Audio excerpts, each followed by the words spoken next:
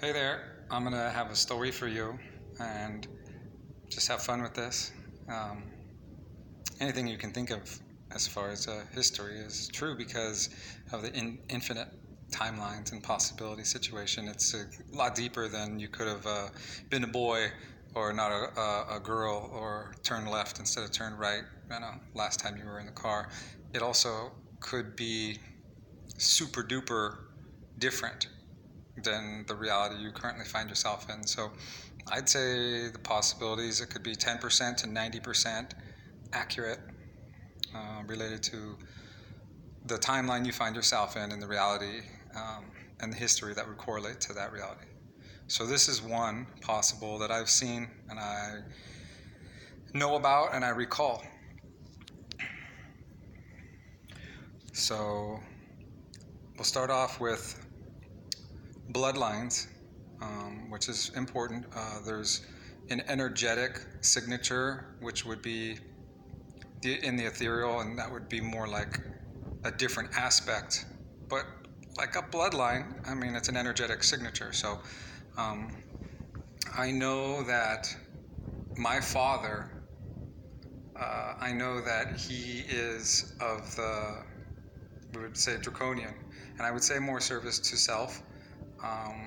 Energetically, I know he's got a lot of money, and you don't get a lot of money by helping people, do what can be done. You get a lot of money by hoarding money, and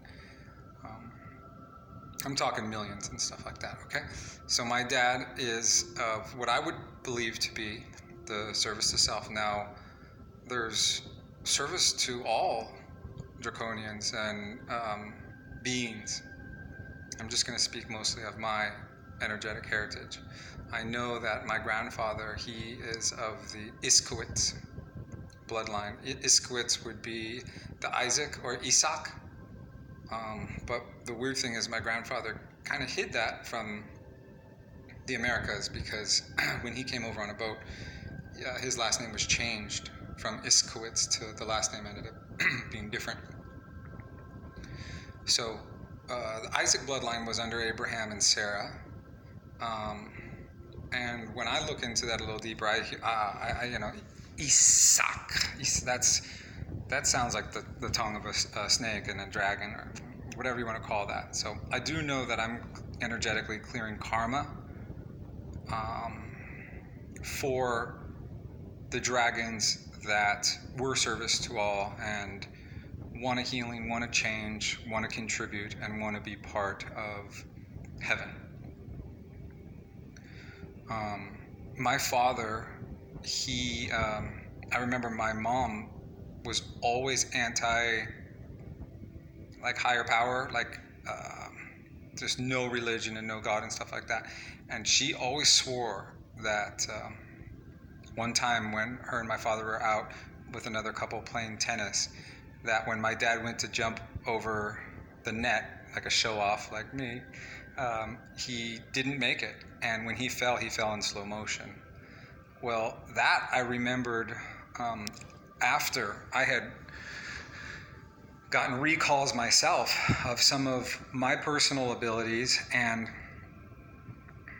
I'm going to jump around a little bit, but because I was in some of these deep underground base programs where they would split your soul, find out your superpowers, and knowing you would have something to do with the building of this new reality and the destruction of the old, they energetically knew when I was coming in.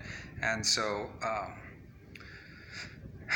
knowing that, these darker beings would able to stimulate me to do some of my superpowers, let's just say. So I know that when I am under great stress, under a war situation, and my life is threatened, if I believe I can, then I can slow and stop time in a specific area or field, or send that projection of stopping time at, let's say, an approaching assailant. Okay. So that power was used against me when I was younger, when my soul would be trying. Let me take a breath. So at nighttime, ships would come to my house, and they would pull my soul out of my body. Sometimes they'd take my body. a lot of the times they would try to take my body, and I would wake up because I was heavily protected by the good guys, although I was energetically surrounded by the bad guys as well. Very polarized. My whole family would be in an unconscious state, paralyzed and unable to move. So when I would get up and run from my room knowing I was about to be taken, they would slow the time on me. And right before I would be able to get to my stepdad or mom and scream for help, I would be slowing, like running through water, and even my screams would be delayed as far as reaching anybody's ears, and then I would be knocked out unconscious or abducted. I know that power has to do with, the manipulation of time in a specific geographical location, including organic material, was something that my father could do and something that I can do. That's not it, but that's just connecting some of those dots relating to my family and why when I had recalls of somewhat being handled, like as far as these programs and whatnot, I know that sometimes when I would go with my grandfather to the Los Alamitos racetrack, there was somehow, some way, we would end up in these concrete corridors walking to one of these underground bases and these programs. I think my grandfather was mind controlled to where he would be switched off from his memory and his current personality, and then he would just be a handler. And it wasn't dark. He was guided in such a way where he thought he was just really lucky a lot of the time. And so he followed his instinct a lot, and a lot of those instinct was voice to scholar, thought projection. And so he was guided a lot. And kind of like that carrot at the end of the stick, because he was so lucky, he listened to that aspect. That was how they got him into that role and that flow. So I spent 11 months in my mom's belly. I absorbed a twin, more than likely, while I was in there. My grandfather on my dad's side was a twin.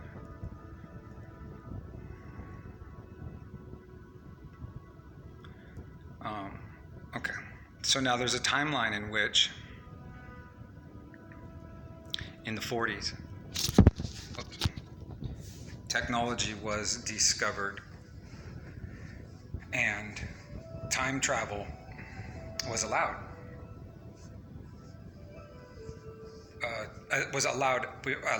Humanity was not allowed access. Well, I guess you could say we're allowed access because we achieved it. We achieved, the time watching, time jumping, a lot more things than just that. But that's where I had a little bit to do with it, because the ability to go forward and to see how dedicated I have been and will continue to be in creating a space of harmony, bringing back the old ways, you could say, from just like my memories point of view, because I remember coming into this reality and knowing how to get along with my environment and just allowing that harmony to be natural with the animals, with just healthy. And then that projection that energetic signature is matched by the next person and the next person. So not all people in this reality are real, for sure. And also you could say, okay, now we're going to go back to the beginning part where I was talking about different timelines. So in a timeline, there is a reality where Earth is the holographic simulation projection system for formless beings to have sensations and experiences, learn and grow from a point of view of ignorance, amnesia, and being a human. So when we got these technologies, it wasn't all time control or time travel, but it was. And so what happened was, in this program, you're only allowed to restart it a certain amount of times. It's a computer program, for lack of a better. And so this reality we live in, according to a potential timeline, is a collage of all the previous 4 or 5 timelines, all rolled into one on top of each other, overlaid energetically. There's so much stained karma on this timeline because it's all of the other ones, whatever you want to call them.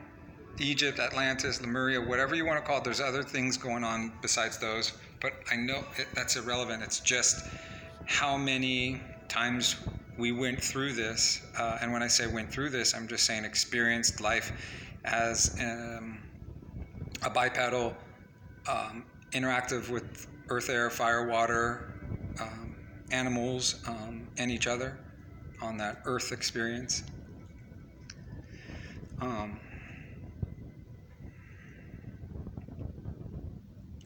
I know that for me, I was super confused as a child on why I could feel so much pain from other people's negativity. And so I was just immediately thrown into the Prozac puzzle. And I had been on medications from the time Prozac came out, which was a while back. And on so much medication from that point on. There was times where I was taking over 6 grams of Xanax a day in conjunction with so many other things, and I could function. I was not bedridden. I wasn't tired. So they tried to control me a lot and change me. And I actually did try to commit suicide several times. You know, there's a difference between wanting to die and attempting to kill yourself. I've done both. It didn't work. It should have worked. I didn't want to do something messy like jump off a building or shoot myself because I loved my mom and I didn't want her to have to see my body like that. So I just thought poisoning myself would be good because it'd just be death from the inside, right? But nah, my body wouldn't allow it to be poisoned. I think my guides just didn't let it happen because I knew in my agreement with Source that I was going to do whatever it took to regain the trust of the beings around me and to prove myself as wanting to serve, but serve as a leader, and that leader meaning just being a dot connector, seeing things from a different level and being able to pull all the puzzle pieces and resources together so that all may be comfortable. Let's just bring it like that. I mean, and being comfortable means you got your food, you got your water, you got your heat or your cold and your shelter. I mean, there's a lot of things that people don't have that they could if the wealth was spread out, the knowledge and the resources evenly. So that being said, there's only one contract I have open now, and that's with Source to continuously get better for all, whatever that means. I've been sober, celibate, just attempting to increase my knowledge on how to fuel my body, just so I can be strong, quick, ready for whatever. It's whatever I can do to help the person next to me. That being said, I was heavily triggered a lot and heavily possessed a lot. There was a lot of times where there was a lot of other essences within my body other than my own specific soul signature. I know I'm all over the place, but I just thought I'd tell you guys a little bit about these potentials mixed in with some of my truths, and maybe it's a little clearer as to why I think, feel, and say and speak the way I do. In these programs, there was a lot of trauma and sex stuff. Now, sex is so different. A lot of the reason why I'm celibate, there's so many reasons. Obviously, that vital life force is important for maintaining your body, your mental, and energy. But I mean, you're downloading and uploading every time you're using your USB stick. And that was used in the projects both ways. You can download and upload information through sex. You can download and upload memories So I remember when I first saw Natural Born, no, not Natural Born Killers, Born Identity. I knew it was Born something. Born Identity. I remember there was a scene where he was tripping out. He knew something was different, and he couldn't figure out why. When he walked into a room, he knew everybody's strengths and weaknesses, and a way in and a way out, and how to be safer if there was this to happen or that to happen. Like, that was my life. I always thought that was normal, and when that was in a movie scene and it was depicted as something unnatural, or that coming from these programs, I immediately thought, oh shit. But that was a long ass time ago. Before that, I just remember saying oh shit at that time, like, that's me. I've done that. I do that. That's how I rock. But I hadn't had my awakening or knowing of what I had been involved in. When I stopped wanting to kill myself, I thought, well, if I'm not going to be able to leave, then I'm going to at least know a lot about my body. I love to heal, and so I thought, well, what could I do if I'm not going to be allowed to die and I have to stay here? Well, I want to know about my body, because I'm always going to be with my body while I'm in my body until I'm not in my body. And I want to help heal, not only myself but others. So I combined that, came up with massage therapy. I'm heavily certified in all of that kind of body work and energy work. And point being, when I got into beyond a little bit more of just the anatomy, and I thought, oh, let's do Reiki 1, 2, 3 master, all this. Once I got done, I think my first attunement, 2001 or 2, I had a draconian make an appointment through synchronistic randomness, but nothing beyond what would be considered normally okay. And so he had made it with my mother-in-law at the time. And there was a meeting, and my mother-in-law, my wife at the time, myself, this gentleman who was from my mother-in-law's work, and 2 people that was with him. I met him. He turned into a white draconian. At the time, I called it a statue of a Sleestak, because I had never seen anything bipedal in that memory, in that time in my life with memory. I had never had any memory of any other alien or anything other than a human, other than the Greys. We had seen the Greys in different movies and artwork up until that point in my life. But the mass conscious, of course, people like David Icke was exposing stuff. I'm thinking by then for sure. And there was an awareness, but it wasn't an abundance of awareness, and it wasn't in my conscious awareness. But so I just described it as a statue of a Sleestak, the statue, because it was white, like concrete being white, and like light gray with the shadow of shading, depth of perception. So that was something that I know to be true. And I hadn't heard of draconians until 2015. And when I was 15 years old, this was my first tattoo when I was 15 years old. I have 13 of these gray aliens in different places in my body. They're creating the universe, evolution from monkey to man to gray. So I have definitely been part of the gray alien interaction with the military. I don't think I'm all the way free and clear, and I'd love help and love, but I'm on my way, and I'm good, and I got my guides and whatnot. But I've done this journey since 2015, pretty much by myself, with a lot of support and a lot of information off of YouTube. I came on to YouTube in 2015 as a researcher to try to prove right or wrong my memories, my knowledge of this. I understood this child torture and sex ring and abuse situation as a loosh system versus a pranic system. So life-giving, life-taking, it being based upon artificial intelligence related or compared to organic intelligence. So I have a lot of puzzle pieces that I'm still going to put together, and I'm sure when I have some time to do so, I will.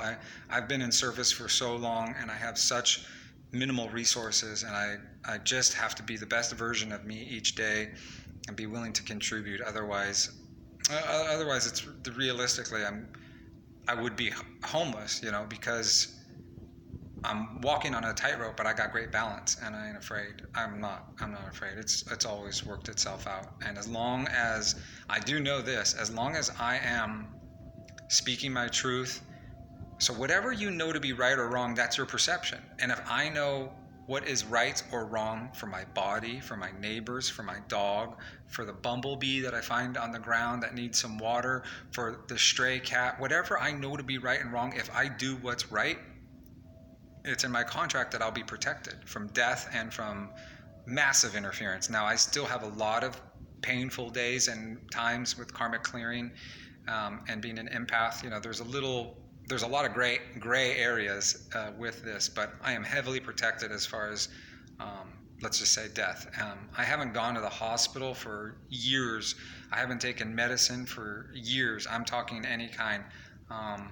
There was time when I didn't have enough money for good quality food, and so I did pass some kidney stones at that point in my life, and I did take one Tylenol, but I mean, there was times on this journey where I had broken my foot, broken my hand. The universe is telling me, slow down. Slow down is not one of my strong points. That foot healed days. That hand healed in days. So I get these warnings, but I can work through them miraculously. There's been several times that I've dealt with miraculous situations, being able to heal an animal that was on its way out.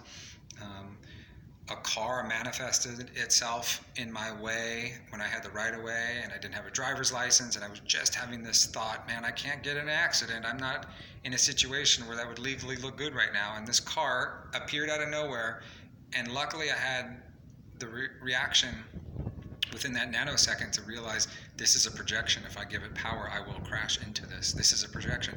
And it ran through my car like a hologram. For reals. Because I knew it to be true. And if I knew that I was going to crash because that car was coming at my car, then I would have crashed. So there's so much dot connecting, and there's so much more than death, taxes, and Kardashians.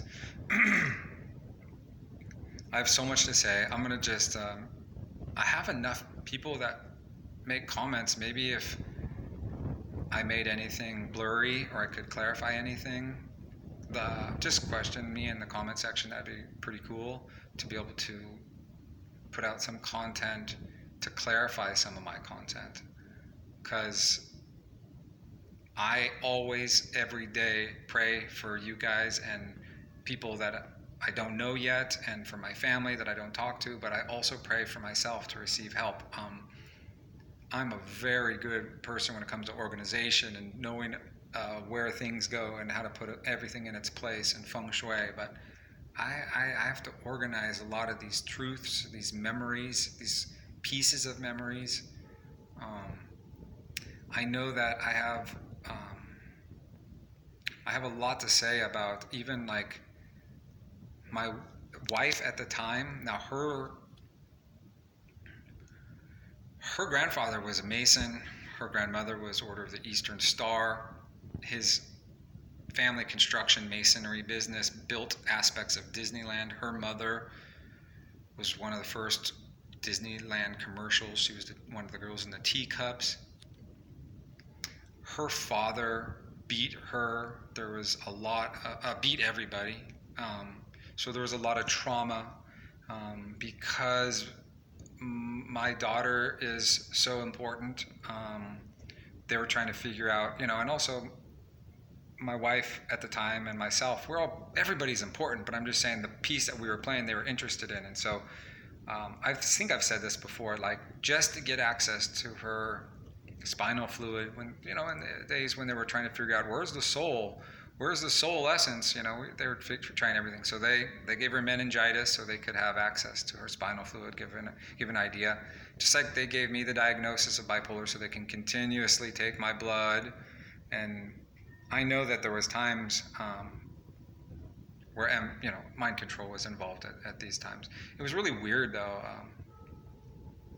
As long as I was taking these drugs and giving blood and had this routine of believing I was sick, I was allowed a lot of control as far as my prescriptions.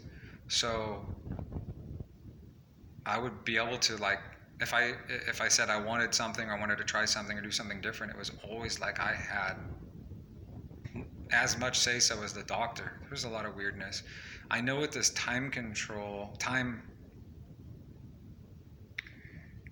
stuff, when the first couple times or 2 times I know I was involved in it, the next day I did go blind, and I know that that has something to do with the way it affects the body.